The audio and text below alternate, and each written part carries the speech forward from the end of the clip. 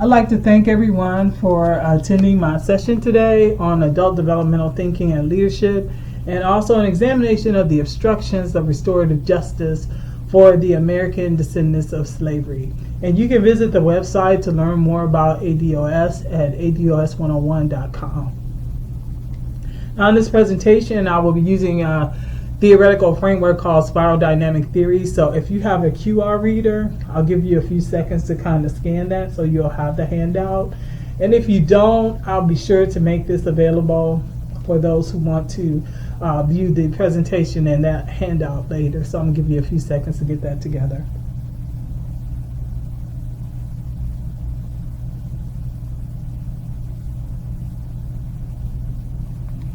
Okay, so we have three primary learning objectives with this presentation. The first being how we became American descendants of slavery, or ADOS, in the United States.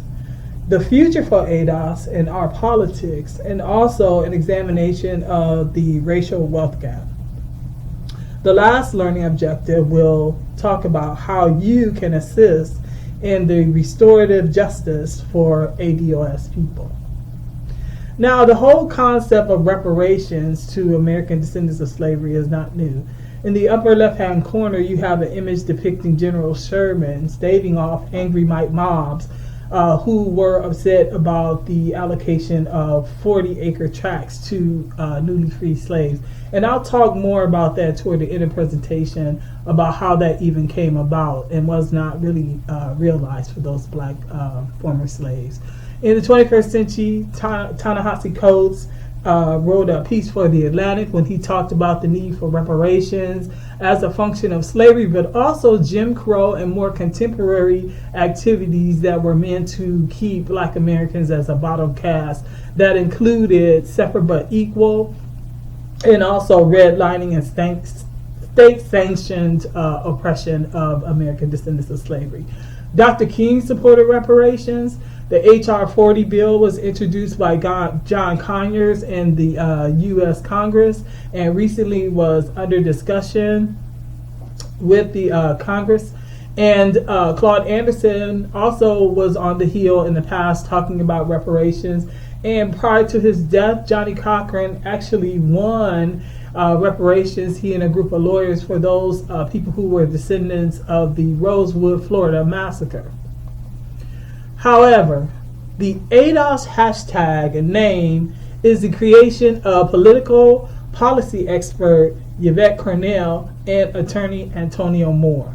Their 21st century social media-based civic and political engagement breathed new life into an arguably dormant U.S. Black American reparations movement. And last week they held their first inaugural conference in Louisville, Kentucky, which was amazing. And going forward, the new hashtag is hashtag Project Takeover. And the concept is for Black American ADOS to restore themselves in leadership positions in organizations that were traditionally established to represent their interests in the political and socio-economic sphere in America. So economists William Darity and Derek Hamilton have helped to frame the racial wealth gap scholarship. And as a result of denied compensation for chattel slavery, Jim Crow segregation, and targeted economic terrorism toward ADOS, they provide us with scholarship to help us understand the need for reparations.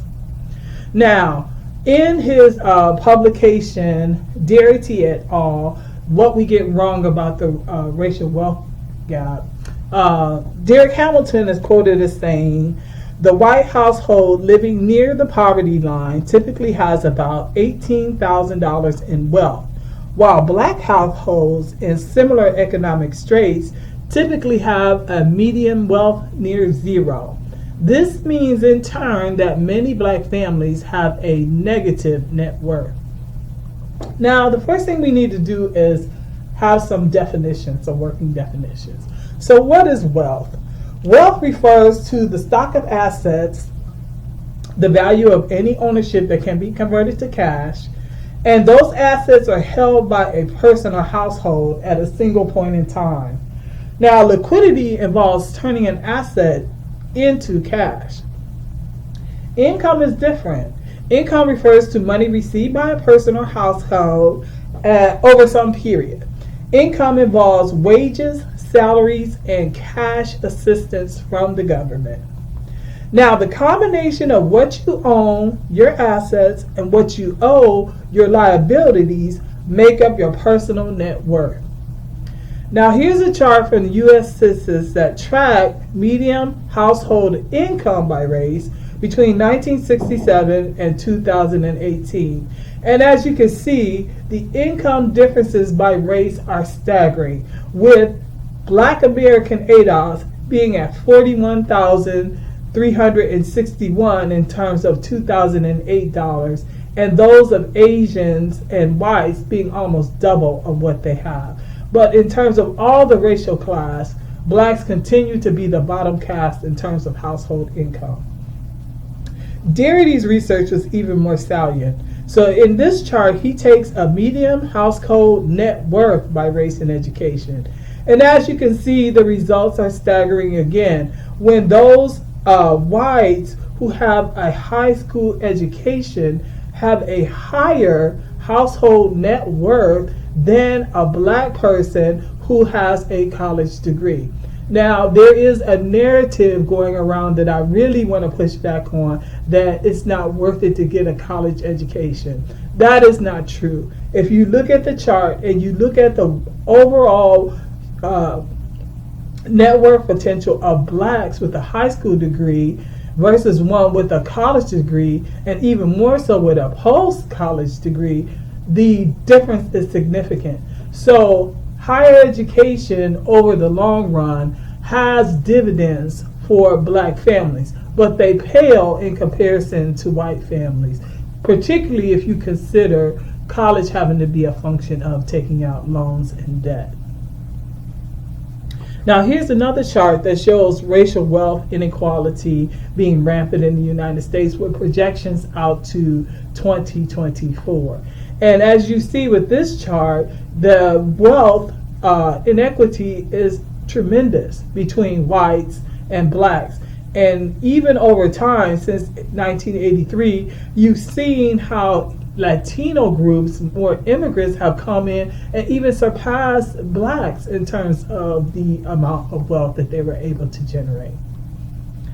Now, Todd Shapiro, in his 2017 book, Toxic Inequality, speaks about in-demand jobs and work opportunities and how they have shifted to occupations where at one time you could be a middle income earning family, but the jobs in 2012 and 2022 require less executive function, but at the same time also pay lower wages. So in 98 and 2008, you could be considered in the working class, but the projected income for the work opportunities in 2012 and 2022, also taking into consideration the shifts that are a function of automation, will potentially, in the case of ADOS, keep you in a class of working poor. So, and that's evident, and we were to just look at the cashier in 1998 and 2008. When we think about cashiers, currently in contemporary times, we are the cashiers when you think about self-checkout lines. So corporations have moved from people having a job as a cashier to more automation that allows you essentially to work for the company for free. So Shapiro also talked about how working hard to increase income alone will not close the racial wealth gap for ADOS when their jobs have no workplace-based retirement assets generation potential. And so here's a study he did with the support of the Ford Foundation, where they followed black families from St. Louis, Boston, and Los Angeles. And when you look at the difference between the African American or ADOS families in comparison to white, you continue to see this pattern of blacks being in an economic bottom caste. The median net financial assets for these African American families in the study was $167, but those of the whites were well over 81,000. The median net wealth for the black families was close to $10,000, but that of the white family was over $250,000. Now, not only do we see these kind of disparities in terms of a racial wealth gap, but we also see a racial academic achievement gap. So this table shows the average National Assessment of Educational Progress scale, where we looked at the performance of mathematics and reading of 12th graders. Again, you see black Americans at the bottom of this chart. In the math scale that ranged from 0 to 300, the highest scores were achieved by the Asian students, followed by whites, where blacks had only had a score of 127 out of the 300. The pattern continues when we look at reading scale scores, but the pattern flipped where the whites surpassed the Asians in terms of the reading score. But then again, you still see the black ADOS group as the bottom group. And that, in my view, would probably be even worse if you sorted out ADOS from immigrant blacks, which a lot of statistics currently don't do. So, when we talk about explicit major educational acts in the 1970s, now this is shortly after the passage of the 1965 Civil Rights Act. I could find no educational acts that were explicitly targeted for black American ADOS people. So Title IX Educational Amendment prohibited sex discrimination in 1972. There was an Indian Education Act in 1972 as well. There was an Education for All Handicapped Children Act in 1975 and an Indochina Immigration and Refugee Assistance Act in 1975, but none specifically targeted to support ADOS. Now, in this pilot study that I did, I looked at the psychosocial mimetic evolution or worldview of ADOS people as a collective. And I looked into 4 particular spheres of influence that I want to kind of deconstruct. So I center ADOS lineage and culture, and then I look at it from the spheres of economics, politics, leadership, and power. Now, I'm not going to read all of this, and as I said, I'll make this presentation available for you later. But when we talk about economics, we have to talk about reparations.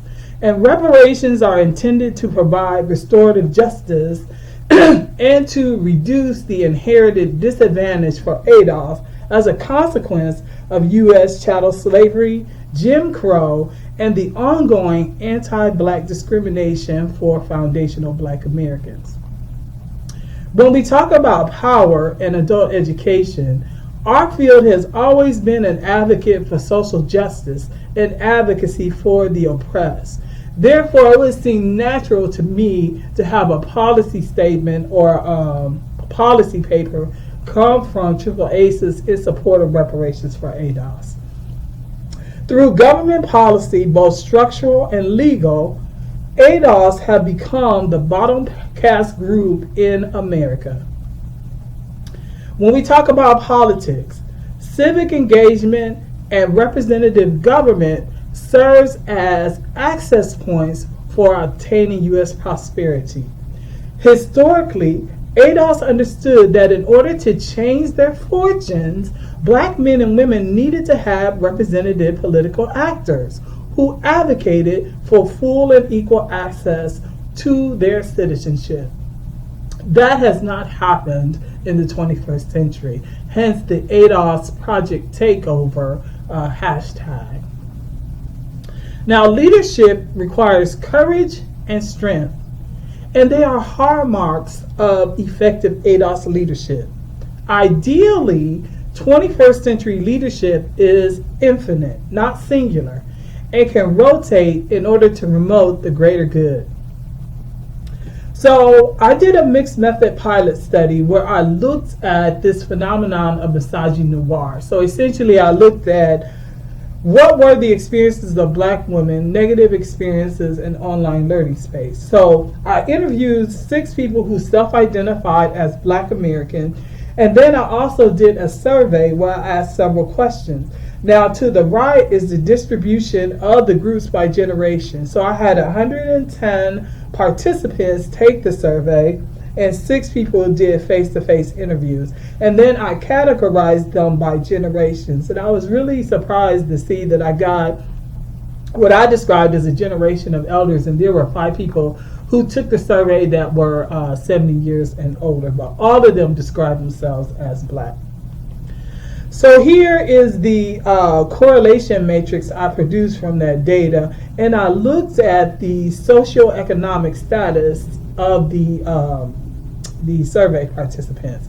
And so there were no real surprises because I saw positive correlations between generation and education, between income and generation, and also between the highest education and income levels. But one of the things that surprised and shocked me was a statistic that was statistically significant at the 0.05 level, and that involved country of origin and highest education.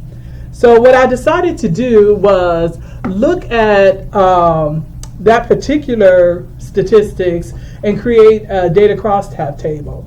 So what I did was examine the question that asks, where have you spent most of your life relative to your country and citizenship?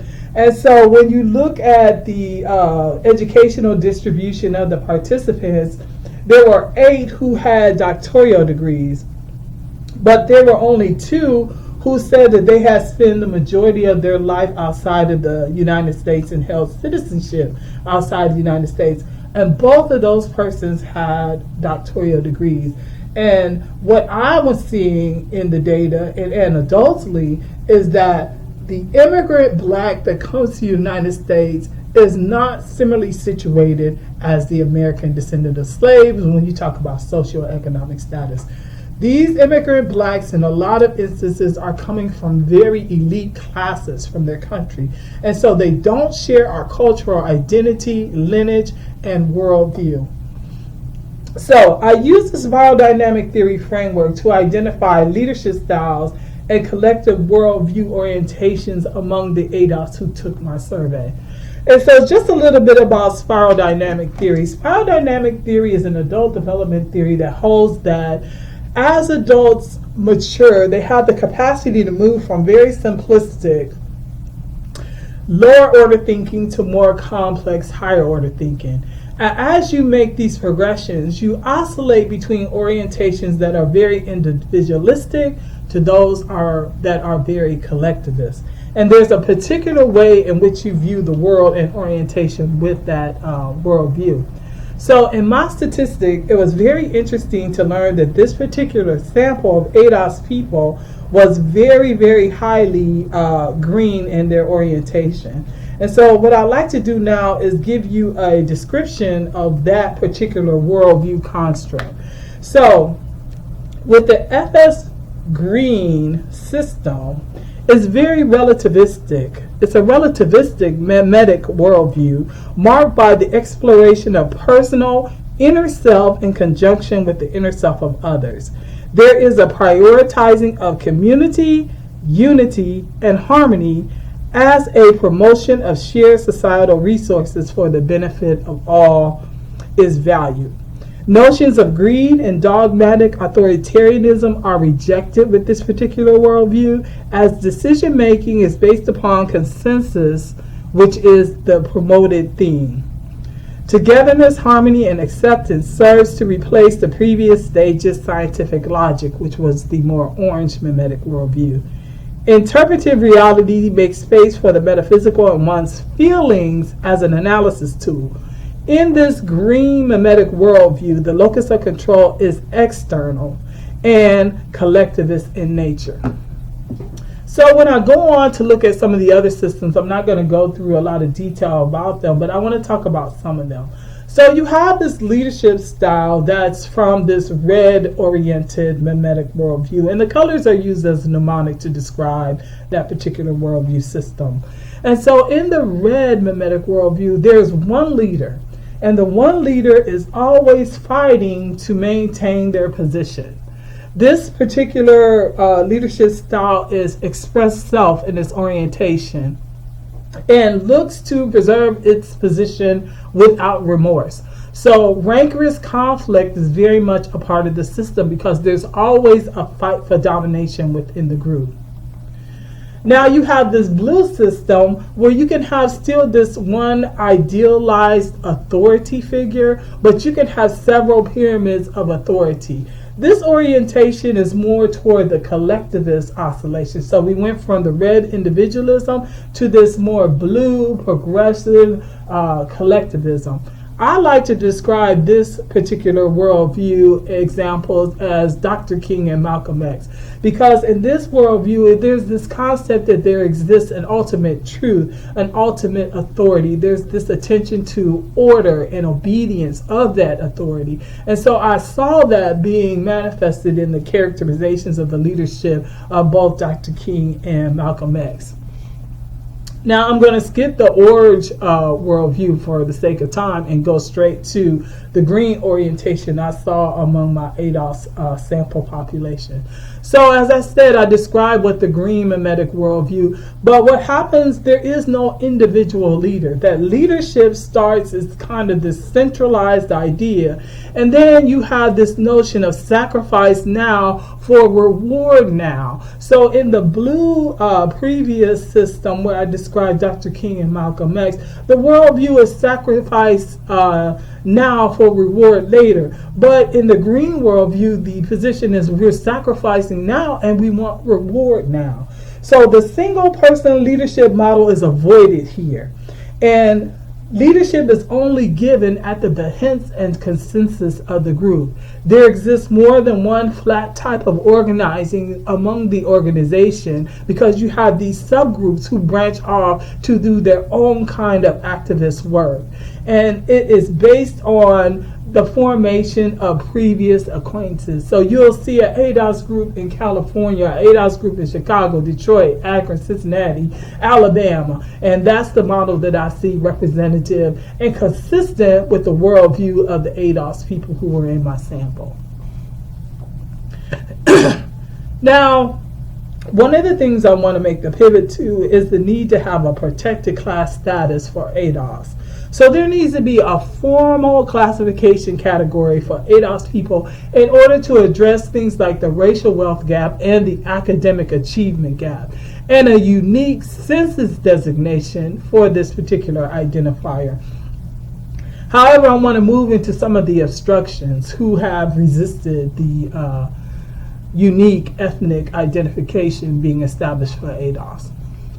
So when I was growing up, there was this mini-series called Root. And because black people were disconnected from Africa as a result of the slave trade, we kind of had this romanticized view of Africa and Africans. And that was kind of undergirded with these kind of narratives that Roots provided for us. They were designed to give us pride, identity, and connect us back to Africa. However, there is the reality that we find difficult to deal with now, that the African slave trade was not a purely European undertaking. So in 2018, you had this woman who wrote a piece for the New York Times where she talked about her great-grandfather who was a Nigerian slave trader. So now we're faced with this kind of unsettling disruption about who we are and our identity. We're finding that through efforts of people who were African, that we had to confront Africa's role in the slave trade of ADOS people. So in the Council on Foreign Affairs, there was an article written which had a quote in it from Donald Duke, who is the former governor of Calabar and is currently a presidential candidate for the Nigerian presidency. And in his quote, he says, "I'm not ashamed of it," which is essentially the slave trading, "because I personally wasn't directly involved with it." It's the same kind of sentiment that we heard Joe Biden use when he talked about his position on reparations for Black Americans. Now, in this same article, Excuse me.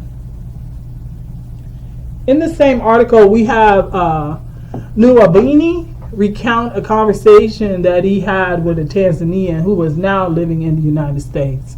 And this Tanzanian, whose family was involved in the slave trade, says, because of the crimes, the pain, the humiliation that I saw them suffer in the United States, he said he avoided talking about his family's role in slavery. Instead, he chose to highlight the Tanzanian music, architecture, and poetry. And that's the kind of narrative that ADOS have been given about Africa that makes us romanticize Africa, but not take into account the role that they played in the African slave trade, and in some instances, contributing to negative narratives and perceptions about who we are.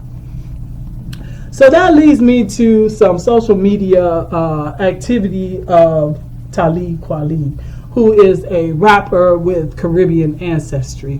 One of the things he recently did following the mass shooting in Texas of some folks down there, and also the shooting of ADOS American in Dayton, is to go on social media and blame the events on ADOS. He is also the progenitor of the hashtag ADOS is trash. And so in his comment following that tragedy, he goes, those white supremacists are shooting people because they are anti-immigrant, just like ADOS is. ADOS is the same as these MAGA terrorists. You are the enemy. Blood's on y'all's hand. Now, ADOS, the movement is to create an ethnic classification to identify the bottom class status and projections of people who are American descendants of slaves. And he interprets that advocacy, because it does not include immigrant blacks, as an anti-immigrant movement. And that is not what's going on. So you have an ADOS man on Twitter engaging with a white woman who is using that ADOS is trash hashtag. So essentially, she's calling an ethnic group of black people trash at the behest of these incentivized black celebrities like Talib Kweli in this instance, and in the case of Yvette Nicole Brown, a black actress. And so the ADOS Twitterer says, the tragedy is you blindly following a celebrity that has no political grounding. We are human beings. We are not trash. And even if she disagrees with our politics, what justification does she have for dehumanizing us and for you endorsing it? You also had a Twitter person who went on and was an American-born immigrant, but shares her perceptions about African Americans. So she says, as a first-generation American, I was taught not to interact with African Americans because they're, in today's vernacular, trash. I always had an issue with this, even when African Americans bully black foreigners. Growing up in a country where everyone who looks like you are in positions of power gives you a different perspective. And hence we have these terminologies like Akata being used to disparage and identify black Americans. Here you see Yvette Carnell engaging in some clarification for Talib, who is constantly using these kind of disparaging descriptions for ADOS. And she said, this is the problem with black celebrity, loud and wrong. I don't know why we should be concerned with what you think anyway. ADOS life is imploding, and you obviously don't understand what the data suggests about the need and urgency of reparations movements and programs. And then you see Tariq Nasheed give pushback to Mitch McConnell, where he kind of flippantly talked about why he did not support reparations, saying that he was against reparations for slavery in part because it would be hard to know whom to pay. And Tariq pushbacks and says that McConnell is using all the white supremacist talking points as to why he feels black American descendants of slavery should not get what's owed to us. And so it's important to challenge these kind of celebrity narratives of black celebrities who don't experience the racial wealth gap of the average black ADOS person. So here you have Jonathan Capehart and his argument against reparations, saying, what blacks really want from America is an apology, and just dismissing the idea how restorative justice would require the paying of the debt that is owed economically with cash payouts to ADOS people. So I want to go next to what I call the finesse. And the finesse is this kind of orientation where you have black persons who present phenotypically black but don't identify with the ADOS ethnic group. So here we have a bi-ethnic Caribbean anti-reparations speaker, Coleman Hughes, who actually spoke at the HR 40 hearing against reparations for ADOS. And he talks about how he pretends to represent himself as an ADOS person when it's to his advantage to gain benefit. I think over time I started calling myself black rather than half Puerto Rican, half black. Not consciously or intentionally, but it just happened, and I think in retrospect, the reason I started doing that seems to me to be because there's much more to be gained in terms of social capital by calling yourself black. And here's another representation of an anti-reparation sentiment shared by social media personality Nigerian-American Luvia Jaya. And she talks about having written an anti-reparations piece that won her cash reward.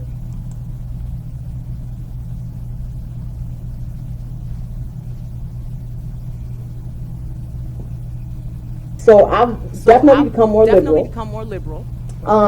Coming here from Nigeria, I didn't have a lot of context about race. Example. So I never identified as black until I came to the U.S. Because the concept of blackness was never a thing. Because over there it's the default to be black. So you didn't have to define it. So I didn't even understand what black was until I came here. And even then, I didn't understand, I didn't know the concept of slavery. I didn't know the concept of middle passage. So coming here, I was like, all right, cool. There's people who look like me and people who don't. When I graduated from high school, actually, my junior or senior of high school, I did a couple of essay contests that I actually won. And I won NAACP AXO award for this essay and something else. I can't remember another. I ended up winning money. And the essay was, do you think black people should get reparations? And I was like, no, you didn't work for it. And I won awards. People were like, yes, great point. And I thought back, when I. So I found that reaction from the audience that, who laughed about reparations for ADOS quite disturbing. But I just want to bring it to more contemporary example. So there's this news show on TV called Bob Hart's Abishola, where this white man engages in romantic courtship with a Nigerian nurse. And so there was a TV critic who watched the show and offered this critique. So TV critic points out that this new CBS show shows Nigerians denigrating black Americans. And so in a portion of the show, there's this discussion about who was marriage material for this Abishola character. And a friend of her, described as a spunky busybody, Kimmy, goes on to say, top of the list is Nigerian men, followed by the same tribe, Yoruba, then Nigerian men from a different tribe, Igbo, then other Africans, except Tunisians and Egyptians, and then they both go obviously, then Caribbeans, then white, then African American. So in terms of a hierarchy of marriage material value, this particular character found blacks at the bottom of that rung. And so in the critic's critique, she goes on to say, I'm curious how the series will go on to explore this. though I'm weary that by continuously highlighting the friction between these two groups, the series will by default become a platform for denigrating Black Americans. And so another popular author on Twitter who has almost 100,000 followers and has write these very popular futurist kind of sci-fi, black sci-fi novels. I think her name is Nindi Okorafor. She actually was born in Cincinnati, Ohio, and but she identifies as Nigerian. And so she was explaining to one person in a very kind of flippant way what the word Akata means. And so in her tweet, she goes to clarify, Akata is a derogatory term for Black American. And then she adds on American-born Nigerians or West Africans, but I've always heard it used in association to a descriptor to disparage ADOS Americans. And one of her books, her popular book, she has this character named Sunni, and she's called, the title of the book, Akata Witch. She has two other books, she has the Akata Witch and then the Akata Warrior. In each of the instances, she talks in a very disparaging way about these characters who are Black American and don't seem to know who they are. Now, there are terms that are designated to mute ADOS's unique history and identity, and these descriptors serve to erasure the impact and role of American chattel slavery on our contemporary lives in the United States, thus leading to a kind of insensitivity about the need for reparation as a means to address this racial wealth gap and academic achievement gap.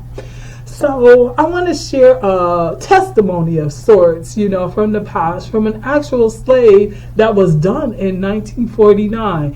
And this particular interview occurred when my parents were 18. And thank God they're still with us today. Both my parents are 80 years old. And Fontaine Hughes is a 101-year-old former slave who lived to be 111 years old. At that time, he was one of the last living U.S. slaves. This is in 1949.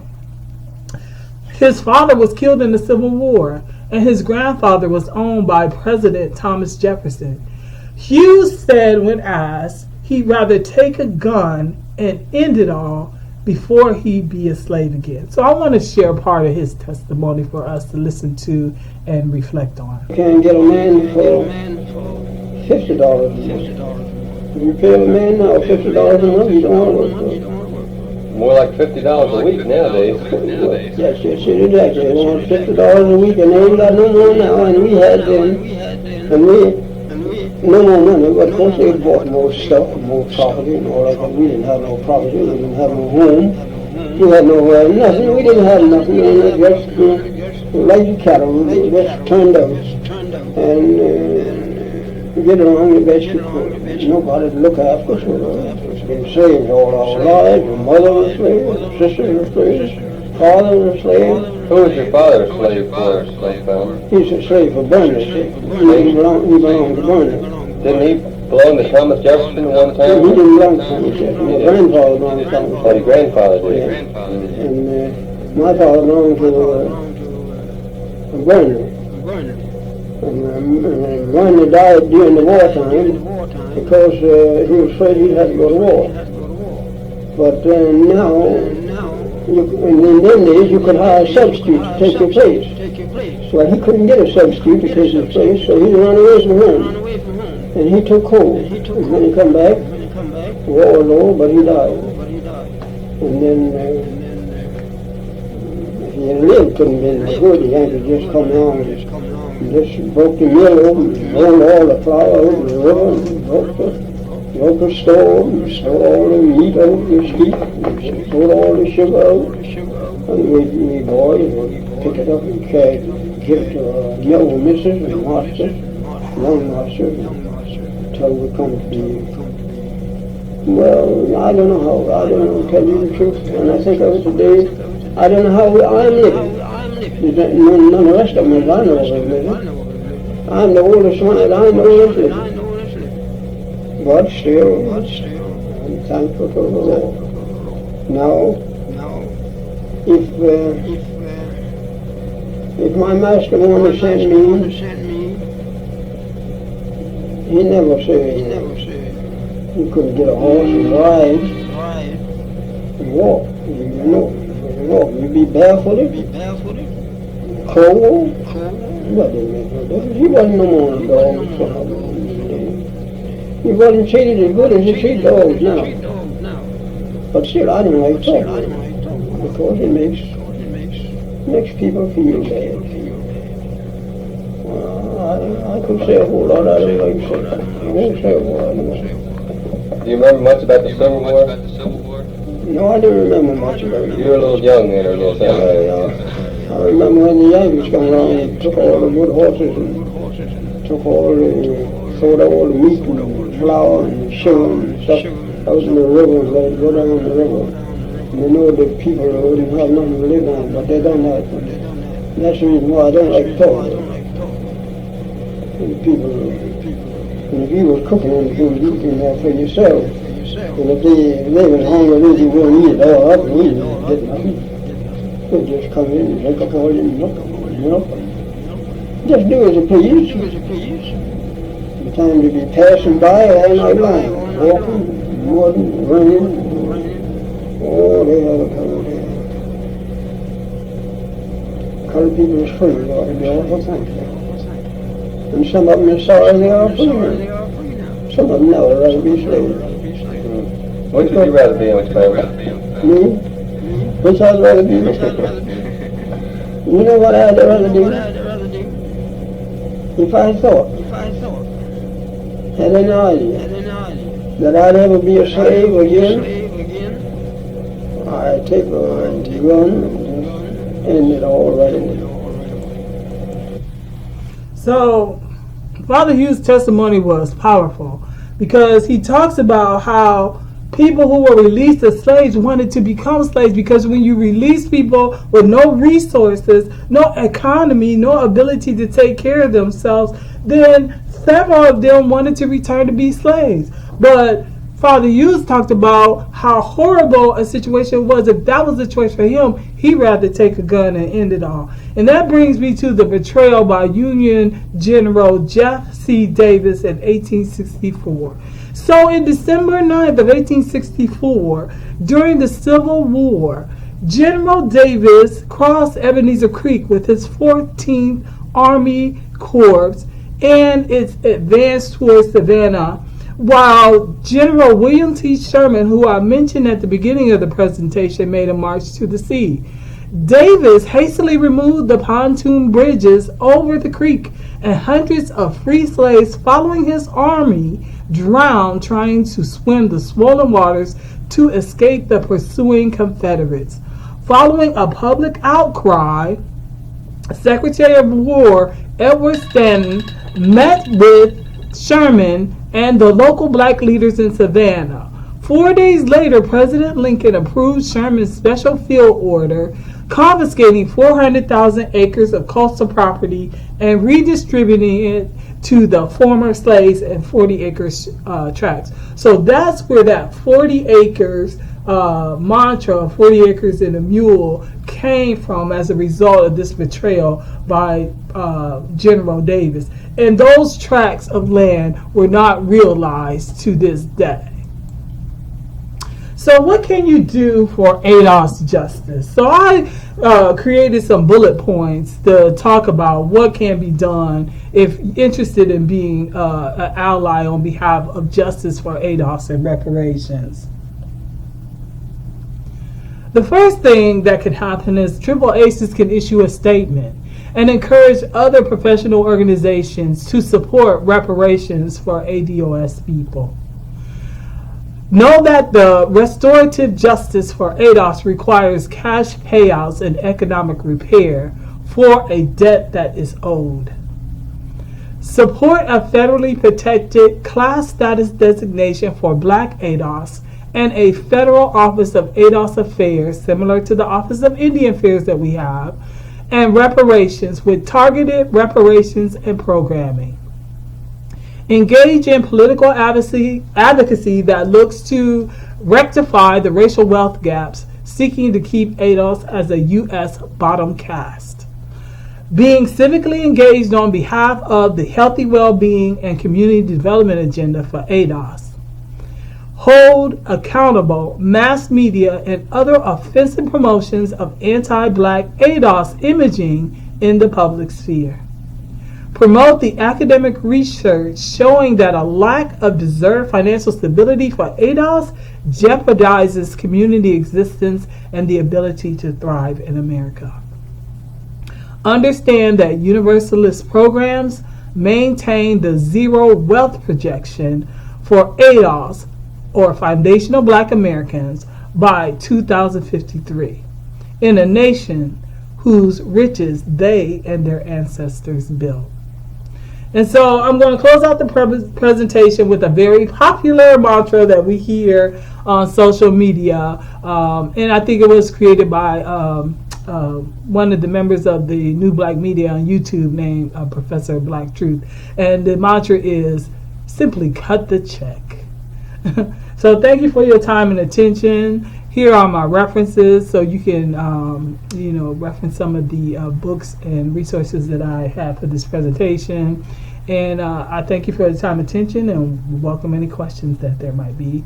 And you can either send them to me by email, or, with the time remaining, we can have a discussion. Thank you.